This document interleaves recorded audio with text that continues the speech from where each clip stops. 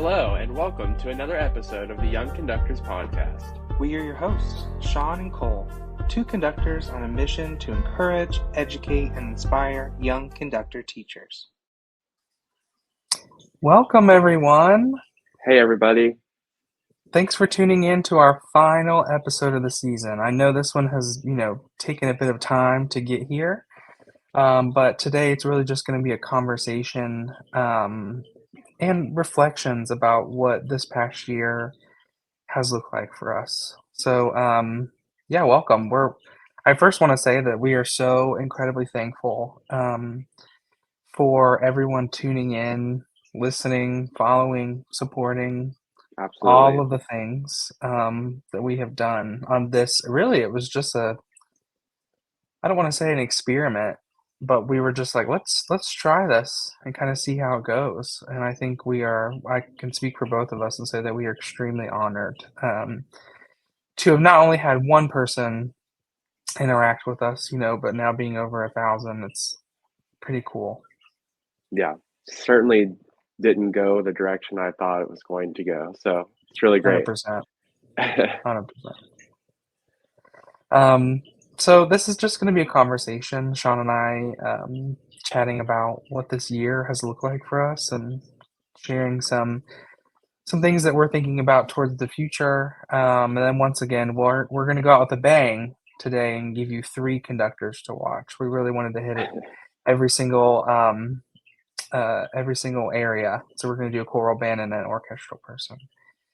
But Shaun, why don't you talk to us a little bit about your year? What have you done?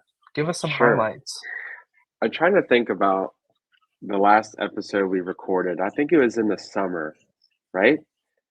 Yes, Like isn't maybe that crazy? July or something. Yeah, it's very crazy. And here we are in November. So the year has certainly flown by. And we couldn't make another episode because Cole and I have just been super busy. Like I'm sure all of you are also busy. Um, but a lot has happened since our last episode. A few things for me. I think maybe we talked about last time. This August I started a full-time teaching position with a middle school and fourth and fifth grade strings. So fourth grade is the beginner God bless strings. you. Yeah, it is rewarding. It's hard being a first year teacher. First year teacher is very challenging. I mean, I've taught in other settings, but this is like the first full time I see the kids every day. Well, besides elementary, I see the middle school every day. So just learning the biggest thing is learning how to set those procedures at the very beginning. That's something that I was having challenges with, but it's finally starting to get better, even though we're almost halfway through the year. But yeah, always have those expectations, procedures ready to go. I just In want to terms give of kudos to Shaun because maybe he'll talk about this, but not only did he start his new teaching job, but he also was finishing up his graduate degree. And how many yeah, jobs did you have this past semester? way too many, way too many. Like 7 So or something? It's a lot. yeah, so I So I had just wanted the to plug that in there for you listeners. He's doing a lot of things, and well, he's doing a really good job at them. So thanks for tooting my horn. I appreciate it. of course, I'll So toot it yeah, every we day. had the Toot, toot, toot, toot, toot. and I will toot yours as well. Uh, Um, so we have the middle school position. Um, I think this was also new uh, since our last episode. I started as a conducting fellow with the Wheeling Symphony Orchestra, working directly with the music director John Devlin and the associate conductor Antoine Clark. Um, so I'm getting a lot of experience with like the rehearsal process and sitting out in the audience and listening for balance issues and that type of thing during mhm. the rehearsals. Um, and John and I got to like have just a one-on-one conversation, and we just chatted about like regular life stuff, and that was really cool to get to do. Um, and very exciting news. Next week, the Wheeling Symphony is having a performance titled Symphony on Ice. and it's basically this huge holiday extravaganza. It's at a civic center, and the floor is ice, and there's ice skaters, and they dance and do all these things, and the orchestra accompanies the dancers. And so John invited me to conduct a piece with the Wheeling Symphony, and so I'm very excited about doing that. This will be my debut with a professional orchestra, so that'll be really exciting. Um, Woo! yeah, super excited about that. And in the next But episode, you I'll have to talk tell them more what that way. piece too. You have to tell them what the piece. So the piece is This Is Halloween from The Nightmare Before Christmas. So it'll be a This really is fun piece. Halloween. This is Halloween. Yes. No, everybody loves Halloween during Christmas time. Um, Actually, I think it's the opposite. Everyone loves Christmas during Halloween time. Yeah, super excited about that. That's going to be awesome. And then I also took the position, or won the position, I guess, of the Sinfonietta conductor with the Wheeling Symphony Youth Orchestra. And that is middle school age students, just strings only. Um, and there's a Philharmonic, which is the high school group. And we just had our concert this past Monday, and the concert was fantastic. We did a joint Christmas piece with the high school group, and that was really fun for the kids to get to do. Um, yeah, there's been a lot of stuff. And then we had the Monongalia Symphony Orchestra, which I serve as the music director for. We had our first premiere concert at the end of October. It was a Magic and Monsters theme, Halloween theme, and I was just so amazed by the success of the concert. I think we had like 230 something people in the audience, which is really It was great for a awesome. premiere performance. And I was thankful that Cole made the trip to get to be there in person. That was very sweet. Of And course. But you my other also had friend, Madison Dimitri. your graduate recital was like right before that, Yes, and wasn't it? then You had a lot of stuff yes, you were doing. my final master's recital was like a week before that. And so I was having to travel down to Morgantown all the time to do rehearsals with the University Symphony Orchestra, and then rehearsals with Morgantown Community Orchestra, which I'm the assistant for, and then rehearsals with Monongalia Symphony. And so it was always traveling around. And honestly, as a young person trying to make it, that's what you have to do. I mean, you have to be available for these things. And I know we talked about all the time, never saying no, like say yes to things. But there comes a certain point where it's like, okay, now I'm getting tired, and actually I've been like sick for about a month, and I think it's because the lack of sleep that I get. Mm. But finally everything is calming down. Like the youth orchestra is over, Monongalia Symphony is over, Morgantown Community Orchestra is over, my recital is done, and I just passed my oral exams last Friday. So my Yeah. degree is completed. Um, so yeah, that's been what's going on with me, and I will now turn it over to Cole to give us a little update on what's going on with him. Um, yeah, sure. I still finishing my graduate degree. I have about another year and a half left with that. Super excited to present my graduate recital. It's actually going to be a lecture recital next spring in March. And the theme, my capstone, my research, all the things is going to be about socially conscious programming. And so I've selected the theme of looking at music through the lens of bullying and Mhm. how words are powerful. And so I could talk all night about this, so I'll try to sum it up as quick as I can. But essentially, there are three different sections of the performance, and the first one is words of faith, where I have three different pieces. We're going to start off with like a pagan chant. It's like really cool. And then we'll go into a sacred piece, followed by, it's a 15th century sacred piece, followed by a gospel piece, a piece from the Black Church. What are my steps for any of those who are familiar with that? And then the second section is going to be words of courage. And this is really when we're going to get into the bullying part of it, talking about um, bullying in general and standing up for things. And we're going to do Andrea Ramsey's Truth, if anyone knows that, as well as a cool piece by Melissa Dunphy called Wild Embers. It's one of my new favorite pieces. My teacher actually recommended it. It's cool stuff. And then the last section is going to be words of support. And so I'm still trying to fine tune. It's sad. I should probably have this done, but I keep hearing new music. I'm like, that'd be a really good fit, but I have to get Mhm. all of my pieces within 30 minutes. So I'm like, keep changing things out when I think, oh, this would be, and I just need to just finalize it. But um, Yeah, yeah, we're gonna end the programming piece pre-recital is with hard. yes, because there's so much good music, and it's like, how do I choose 30 minutes? Yeah, Story of a Conductor.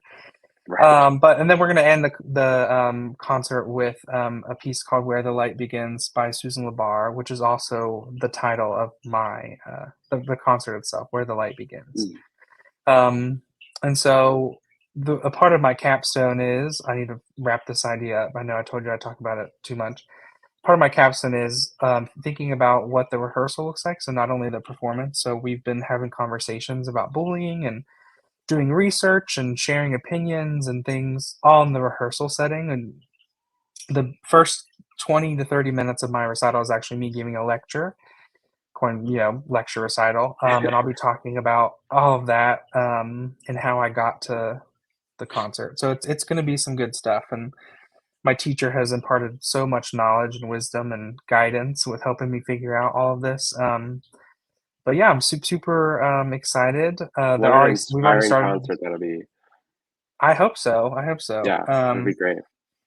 It's just I think I've known so many people who have just programmed a concert, and I've done this before too. I've been a part of a concert that's like we're just gonna do a bunch of random stuff, throw it together, and there's not really a theme or an idea. But I Mhm. will say, I having did the gun violence concert that I think I've talked about before, programming that and like the different feeling that you get from that those kind of conversations and emotions and scaffolding your music in a way to fit into a theme even though it was not made for that. It's been a really exciting thing to learn, and the students definitely are way more engaged and have a lot more personal interest and Mhm. in their performing, so that's pretty interesting. Anyhow, so yeah, I have my master's recital, and then I don't know if this is like official, but my teacher wants to go on sabbatical, and so she'd like me for after I graduate to take over for her for a semester. So I might end up being an interim director of core activities at Radford. Who knows? We'll see where That's the very exciting. yeah, see where I go with that. But other than that, most of my time has just been teaching at the university. I'm still doing some classes there. And I was excited to conduct my first honor choir, or as my teacher calls it, baby's first honor gig. Um, 2 weeks ago, I think it was a high school honor choir in Roanoke, Virginia. That was really exciting. I had a great day full of music making, and we laughed and had good conversations and danced and all this stuff. And then I have another honor choir on the docket in Pennsylvania, and then I have some adjudication things lined up, which is kind of cool. But I mean, there's just been a lot of busy things, I think, for Sean Mhm. and I. And I also started a new church job, which is it's going to be good. It's a local church in Radford, Virginia. I've never been a church choir conductor before. I've been a staff musician, but this is exciting to be on the other side of it and programming music and all the things. So we have about like a 20-person choir, which is really exciting, and get to work with them and do all the things. So I'm excited to be a part of that church family, and Yeah. they're super Church sweet and choir is like a really different excited. beast. Yes, 100%. But I best equate it to like community choir. Yeah. So it's like you have multi generations and all the things. So that's Mhm. another update that I don't think I've shared. But yeah, Sean and I have just been busy in different ways, and I think this is good because I think I'd rather be busy than not. Yeah, absolutely. And I, you know, we're busy, yes, but like everything that I'm doing like fills my cup, which is really exciting. Yes.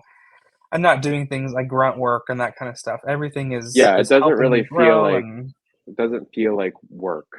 Like it's right. what we want to do, and I mean, even though we're Yes. tired, it doesn't feel like, "Oh my god, I don't wanna do this 100%. today." Like, you're Yes. always wanting to do it. Yes. And I'm just thankful because I think, experience is priceless. Mhm. And Sean and I have been doing a lot of firsts, which is really exciting because, I also presented to an ACME chapter and once you do the thing the first time, it's easier as time goes on, I think. So Mhm. that's been Yeah. pretty exciting. But I will say, I was extremely honored to have the availability and the flexibility to go see Sean's concert because we've been apart for almost 2 years now. Mhm. Living, we lived together for how many years? 5 or something, Yeah. um, and then I And then it moved was like, away, "See and you he moved later." away, and yeah, and so it was exciting to go see him because I've seen how much he's grown. And I think he's way more confident on the podium. I still think he could look up a bit more, but I Right. always tell him that. Yeah, I mean, just looking about his overall presence on the podium was really exciting to witness. Also, it's just crazy because as we start getting older, and we're not old, right? As we Mhm. start getting older, we are becoming the professionals in those Right. settings. And I was telling a friend this too, who's a percussionist. It's just exciting seeing the things like he judged an all state. Like and it was like, this is cool. Like we're doing all the things now. So I was really proud to see Sean up there and doing all the things. But I mean his gesture was great too, but I was just proud in general to see him up there and see all of our friends doing the things that they're doing. So I don't know. It's just a Well, cool thank you. cool thing to Yeah, see. it is inspiring to especially for those people that, like, know us and how, like, I don't know, how obsessed we were with, like, music and conducting and all of We this were stuff. passionate. We were passionate. Yeah, yeah, and now you're right, we're doing the thing that we've always wanted to do and that we love to do, Crazy. and each like, it's just a step. Everything is stepping up to the next thing, which is really cool to see. Yeah. Um, so yeah, I mean, we have a lot of good things planned. Sean and I are always talking, and this episode we've been wanting to get around to it for so long, but it just seems like I've been traveling like every other weekend for the past like month and a half. I just got back from the Virginia Music Educators Association conference in Richmond, and then I went up to visit some friends, and then now I'm back home for Thanksgiving, and so it's like we need to sit down and do this. But Sean and I are really excited because we're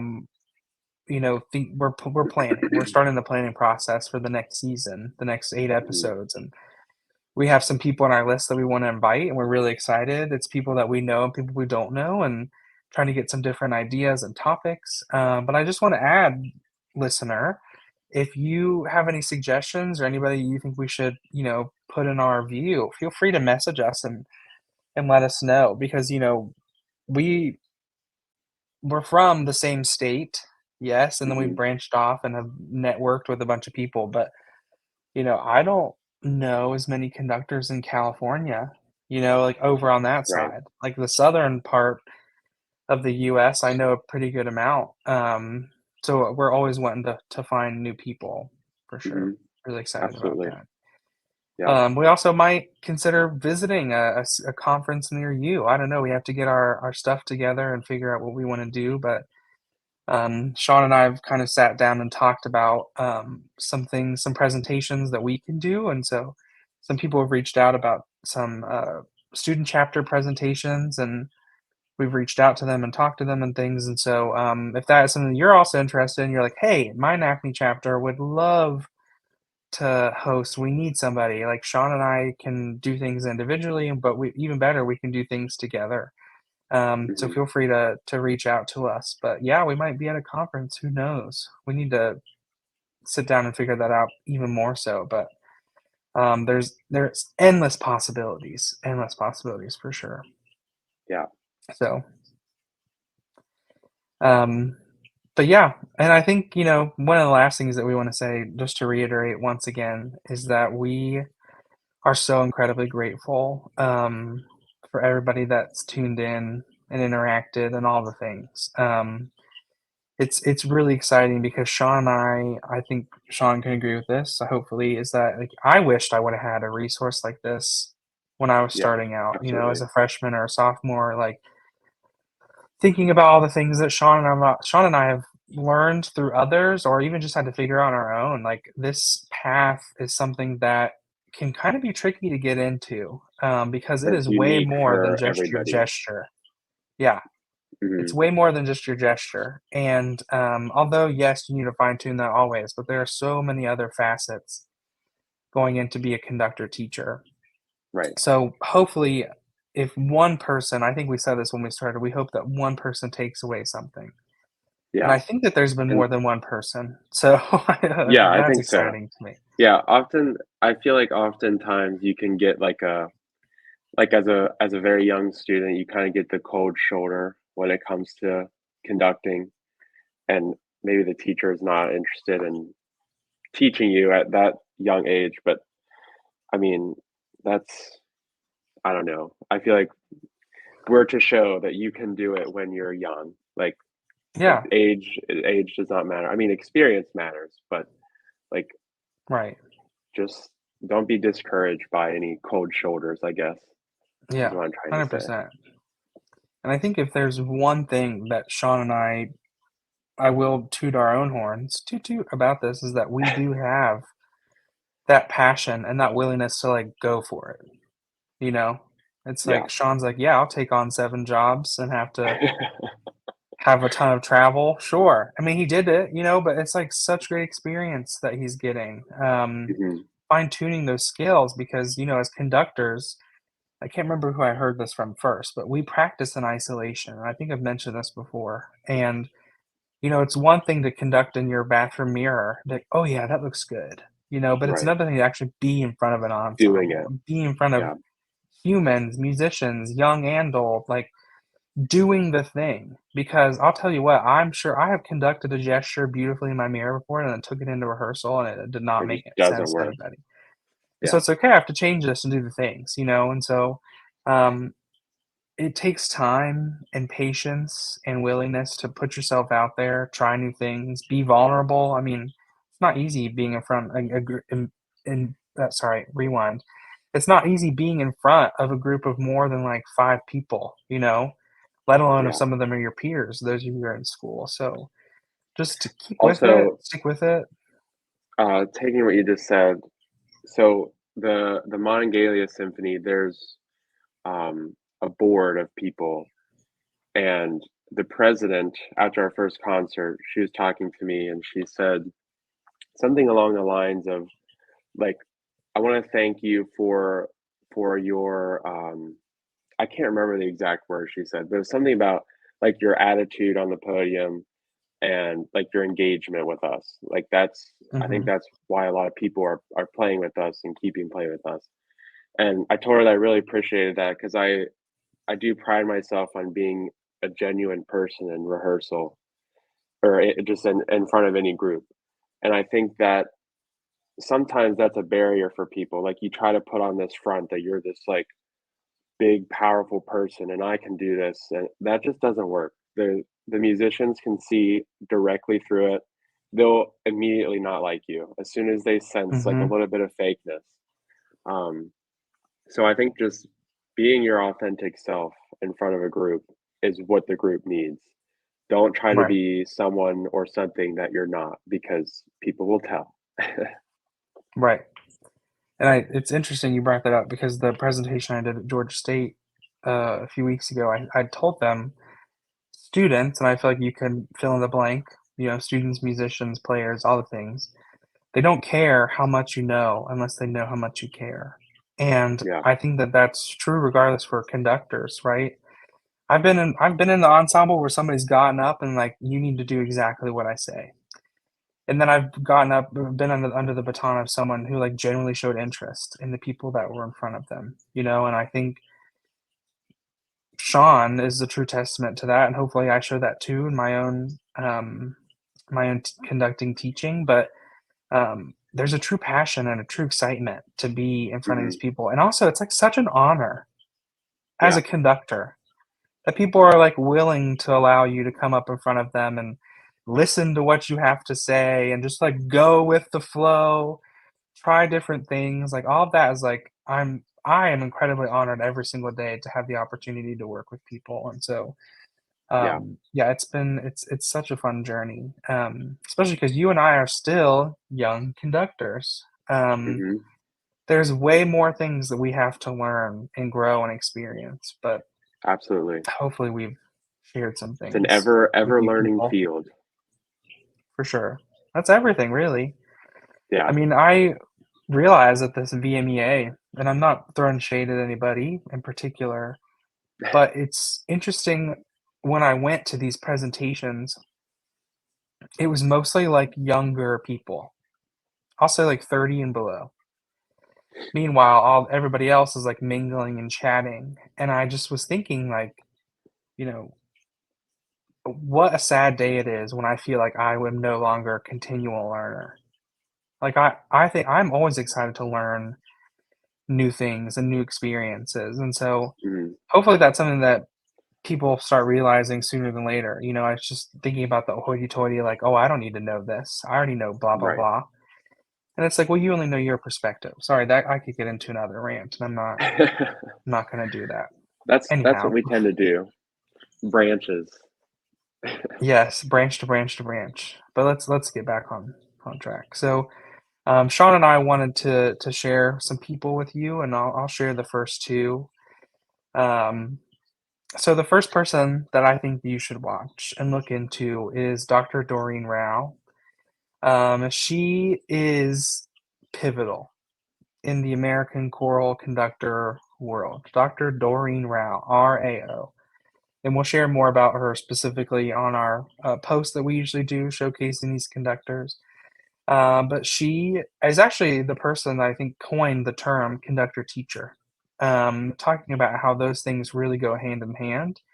And then she passed it to her student, Dr. Snow, who we've talked about before. And then Dr. Snow passed it to her student, which was my teacher. And so it's this whole philosophy that the conducting teaching goes hand in hand. Doreen Rao also has a bunch of arrangements. She started a choral series through her organization called CME, Choral Music Excellence, which trains young choral conductors to dive into music, have conversations, all of those things. And so I challenge you to check her out and give her music and her conducting videos a watch and listen. And then the next person that we're going to add, and I'm not expert on this person by any means, but I've heard a lot about this person. I've watched some videos and I've heard a lot of good things because one of my teachers actually studied with him. This is for you band folks out there. Dr. Jerry Junkin. He's at UT Austin, and he's also the conductor of the Dallas Wind Symphony. The videos and rehearsal clips that I've seen of him thus far, he is like amazing on the podium. He has so much ownership and so much knowledge and experience that I think, and I'm sure every band person listening to this is like, we already know Jerry Junkin, but it's just good to mention because maybe there's somebody who does not There's know a him as there's well. a video, I saw it on Facebook. I don't know if it's posted anywhere else, but it's him rehearsing the Dallas Winds, uh, on Gustav Holst's First Suite and E flat, and he just, like, Hmm. talks about the piece, and it's, like, inspiring to listen to him talk about it. Because of course, when I was in band, we played the whole suite, and it's like, "Okay, we'll play it." Hmm. And then but he's like, "No, this is, like, one of the best pieces ever." So it is inspiring to listen to him talk about that Yeah. piece. And then Maybe we Shaun, can who find do the you video think and we link should? it or something. Oh, Yeah, okay, so maybe. my conductor is, Seiji Ozawa. There's 2 videos that come to mind. The first one is a very recent video. He is a bit on the seasoned side, and I think he's sick. I think he might have cancer, if I'm thinking correctly. And he was in a wheelchair and he's conducting the Egmont Overture, and it's just an inspiring video to see someone Mhm. like him, with all his accomplishments still conducting. That was really cool. Um, One of my favorite videos of him is him conducting the Rite of Spring. Um, for anyone who has conducted that, you know that you just need extreme clarity. Like that is what the orchestra needs, and he gives extreme clarity. And but he doesn't lose the musical side of his gesture. He really combines both of those. Um, so I can't remember what orchestra it's with now, but it's one of the videos that like pop up when you type in Rite of Spring Ozawa. It'll be right Mm. there. Um, Nice. yeah, definitely give it a watch and a listen. Cool. Well, thanks again, everybody, for tuning in to our final episode. If you have any questions, comments, concerns, anything for the Of the greater good season.